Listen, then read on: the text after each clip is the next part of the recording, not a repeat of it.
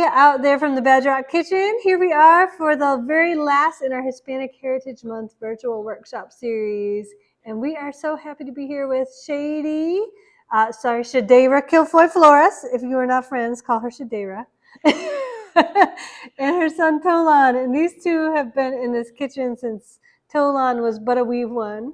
And I can't even tell you how many times we have been blessed with their presence in our kitchen. So welcome. Thank you for being here. What are y'all making today? We're making some yummies.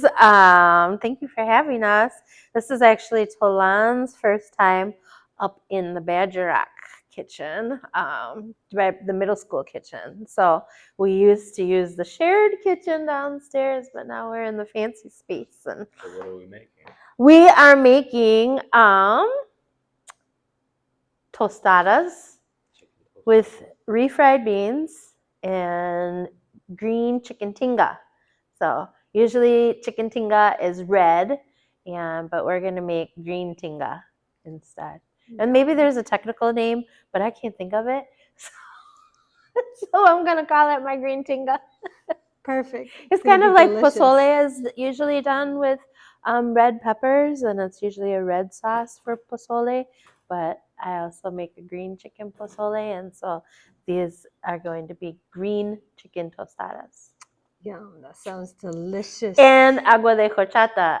People always want to know, how do you make agua de arroz? So we're going to make that today too. All right, so we're just popping up this little restaurant right here in the kitchen today. Right here. So what do we do first, y'all? So first, to get ready for our chicken, we're going to make a green sauce. And so we're going to roast tomatillos, poblanos, some jalapenos for spice, some garlic, onions, and we're going to add the cilantro when we blend it. So tomatillos generally come in their own cute little wrapper, and so we take it off, and then a lot of times they're kind of sticky underneath. There's kind of a sticky coating between the tomatillo and the casing, so we're going to just take the casings off and then rinse them. Yeah, they are super sticky, and those tomatillos are right out on the Badger Rock. Are these from Badger Rock Garden? Yes, nice, yay! Grown by us and our students, our youth. I love that when we can use fresh produce from the Badger Rock Garden. Yes. A lot of times it's a lot easier to get students to try things they normally would not try, but when they pick it themselves, they're a lot more likely to try it. That's for sure. So Shady came in and made gorditas with our students earlier this month as well. So she got to spend a whole week with every single Badger Rock student in the school. And it's funny, then I see them out in public and they recognize me. I was like, wait, did you just come and cook with us? And I said, do you go to Badger Rock? Oh, yeah. So that's fun. It's always fun to get recognized by students out and about. Yeah, I was out at Walgreens on South Park Street the other day, and I heard, Farmer Sarah! I'm like, who is calling me Farmer Sarah out here? It's one of my students hollering from a car, and I couldn't see who it was, but I waved. I'm like, I'm guessing that's for me. And I saw him at school this week. He was like, well, you were in your farmer fit, so I knew it was you. Oh, that's so funny. Well, so I get recognized, Moms on a Mission, giving snacks out to the East High School students. They recognize me. They'll see me, I've seen them at Walmart, Walgreens, Little Caesars, just all over the place. And then I was even at a drive-through one day, and the young lady at the drive-through, she's like, do you go to East? I thought, well, I hang out at East sometimes with the moms. And she's like, oh, you're a snack mom. So they had a couple girls just last week. Will you rinse those off, Tolan? Thank you. Then just last week I was at the grocery store and two girls were smiling and I smiled back and then they waved and I waved back and they're like, same question, not did I go to East? This time it was, are you at East? I said, well, I, hand out snacks, and they say, "Oh, you're a snack mom." So our snack kids recognize That's me. awesome. Yeah. Moms on a Mission is really great. Moms on a Mission, Madison. Yes. So we have not had the funding this semester that we've had in the past. Hopefully next semester we'll have more funding and be back up and running. So, yeah. Great. So all these things are going to go in the oven to roast? Yes. Until you put it on a broil? Yes. So I'm going to de-seed the poblano.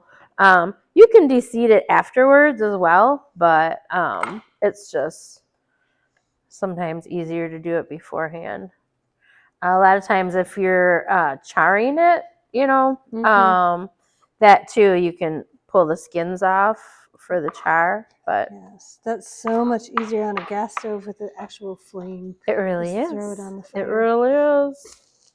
We were doing those this week with Diego and Irma, his aunt, making chiles rellenos. Oh, I hope you did those in the downstairs. We didn't, kitchen? and we should have. Yeah. It was a struggle getting them to char just on a pan. It really Oh, was, yeah. yes. It worked, but it just took some legwork. So yeah, we're just gonna get this stuff.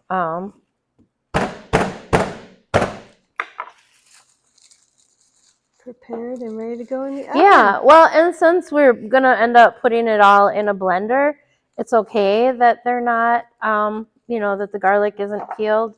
So it sometimes is easier to peel after it's been roasted. So that's it. And then in the oven they go. In the oven they go. All right, so here it all is, ready to go. Ready to go, yeah. Tomatillos, poblanos, garlic, jalapenos in the oven.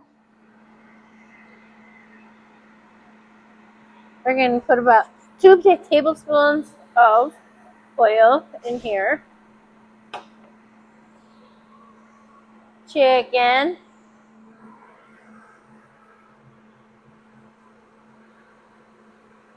We're just going to brown them a little bit. All of our seasoning, our real flavor, is in the roasted veggies.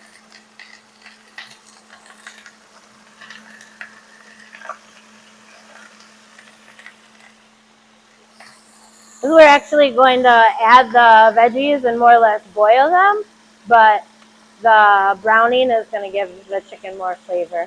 And the skins, I don't tend to keep the skins in the tinga, but I do use them like cooking for flavor. Yeah.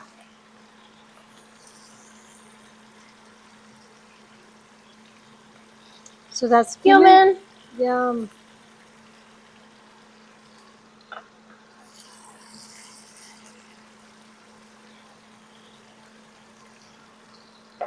Black pepper? Salt and pepper. Salt and pepper. Ooh. Well, and again, the skins are going to get, the skins will be taken out. So we'll let those go for a while, and we'll turn our burner on. We have oil here for frying tortillas. Tolan is, now that these are all of our roasted veggies, if we had a comal, which is like a flat metal sheet on the stove, you could do the same kind of browning effect. But if you don't have a comal, which I don't at home, I just put them in the oven on broil high.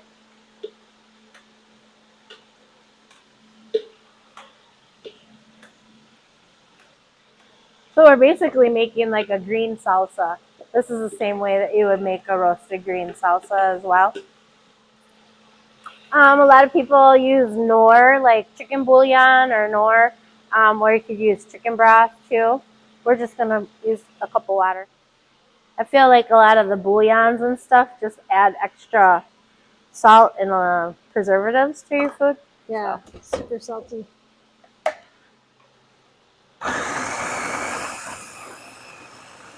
It's always fun at Badger Rock. There's always a different blender. I know. It's true.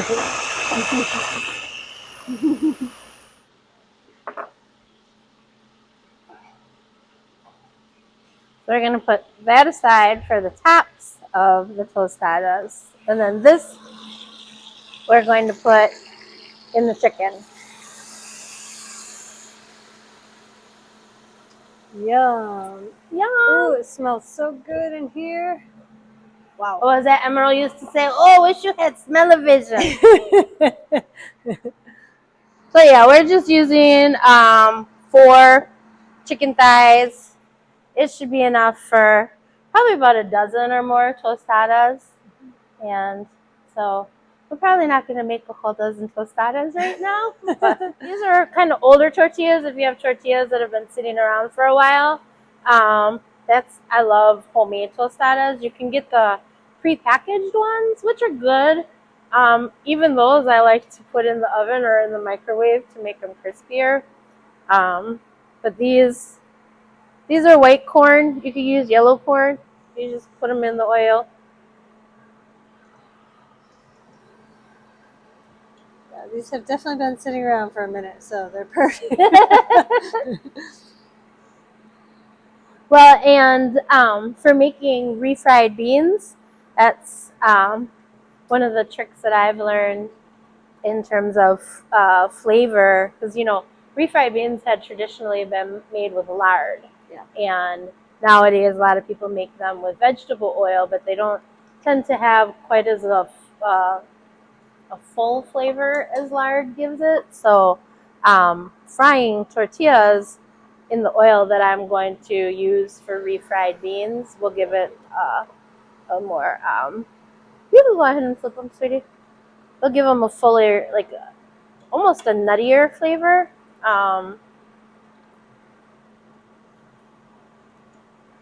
But yeah, hand frying takes time. It takes a little bit of patience, but I don't know. In my opinion, it's worth it. Yeah. Used to always be one of our favorite meals at home, just plain bean tostadas, beans and cheese. But we're going to make them a little fancier today. So Tolan was just asking, how do you know when they're ready? So all tortillas float, whether they're cooked or whether they've been fried or not. So that's not a good measure. And you can see that the outsides tend to brown up faster. So the best test is to see if you can tap the middle. This I'm going to wait just a couple more seconds. But I like mine really, really, really crispy, really, really golden. If they're not fried all the way, they can be kind of tough, actually. Mm-hmm. I've had tough tostadas, and I don't like them. I like them really crunchy, really crispy. So I leave mine so they're pretty golden brown. I would never walk away from frying tostadas. A lot of other things I'll walk away from, work on something else. But usually once I get to frying tostadas, I don't leave the kitchen. Yeah. So.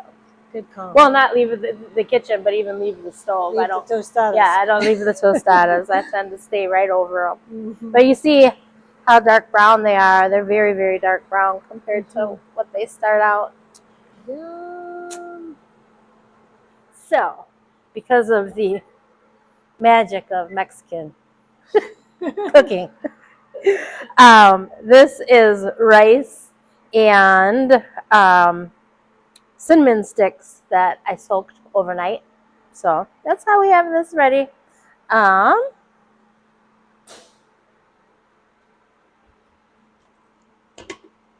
it's just plain white rice, right? Yep, just white rice.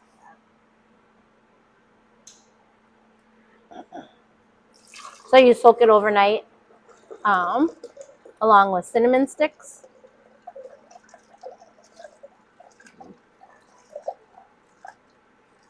And then you get to try out another kind of Badger Rock blender. And then we get to try another blender. This one, oh my goodness, I made such a mess with this one. Because I thought you had to turn it, and so of course I turned it and everything came out. That was fun. All right, so we add, this is evaporated milk.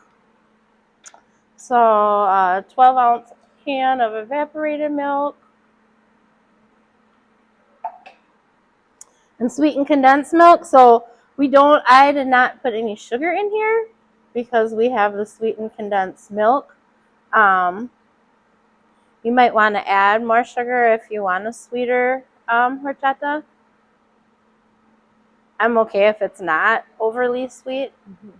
But anyways.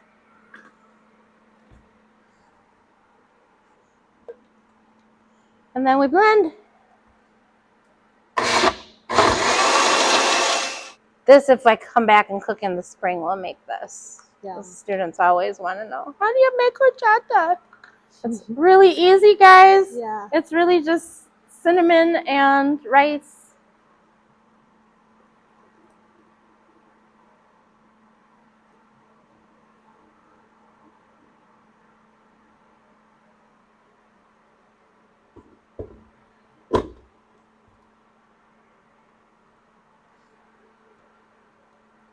And then this is very condensed, so you just add water to it, add your ice to it.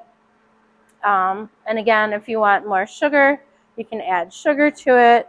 And then I like to top it off with powdered cinnamon. As you'll see, the fresh cinnamon sticks, they come out with the rest of the rice. So, but I think I'm going to put this back in, run it once more. That way we can get the most out of it. Yeah. So, one of my tricks for refried beans is blending the beans. Oh. So the other way I like to do it is I like to use my hand immersion blender at home. Make them creamy. But if you don't have like a hand mixer or a hand immersion blender, it works just to put them in the regular blender. It makes them nice and creamy really fast. You just get your oil ready.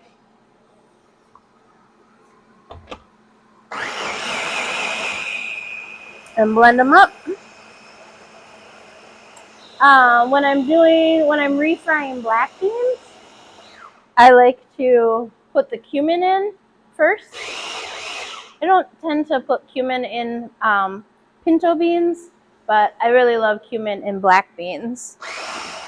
So you just blended them with the water from the I can? just blended them with the water from the can. And this is the same oil you cooked the tostadas in? Yep, and there was oil in there that was left over from the tostadas. So I would use about a 1/4 cup of oil. Just let them cook for a good 10 minutes or so. These are on medium high.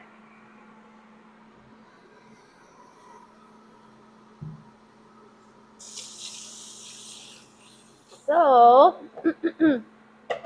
our chicken looks getting close to done here, nice and tender.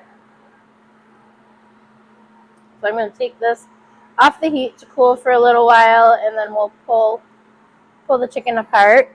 And our beans are frying. I'm going to let them fry for about 6 or 7 more minutes.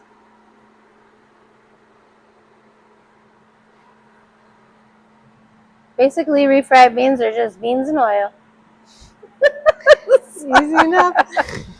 Well, and the thing is, I guess you can make refried beans without oil, but they're probably not going to be quite as tasty, but it'd certainly be healthier. So, yeah. But I don't know. Sometimes I gotta forego the health and keep with the flavor. For real. For real. So. All right, so here we have our shredded tinga. I took the skins off and took the meat off the bone. So this too, you could use this kind of tinga for tamales, enchiladas, and we're using it for tostadas today. Our beans are ready, our tostadas are ready, our horchata is ready, so we're gonna get on the tostada. You can dress it with whatever you would want. So we've made cabbage slaw in the past with students. And sometimes we like just plain old iceberg lettuce. So then if you want extra salsa, we put salsa to the side. Or if you want cheese, sour cream. But we've been not having as much dairy lately ourselves. So Tolan brought an extra jug for leftover horchata. He came prepared. Just in case we made a gallon. Just in case we made a gallon of horchata. He brought his own gallon to take leftovers home. Like, this guy's not missing out. Salud! Well, thank you all so much for coming in, Shady and Tolan. Always awesome to have you in the kitchen with us. You're so welcome. Thank you for having us. I just want to take this moment to say that if you see something, if you see ice in your neighborhood, your area around where you work, that is very important that you call the Voces de la Frontera hotline. You can find them on Facebook, Instagram, and if you see something, say something. Let's try to keep one another safe. Let's keep our neighbors safe. Thank you so much.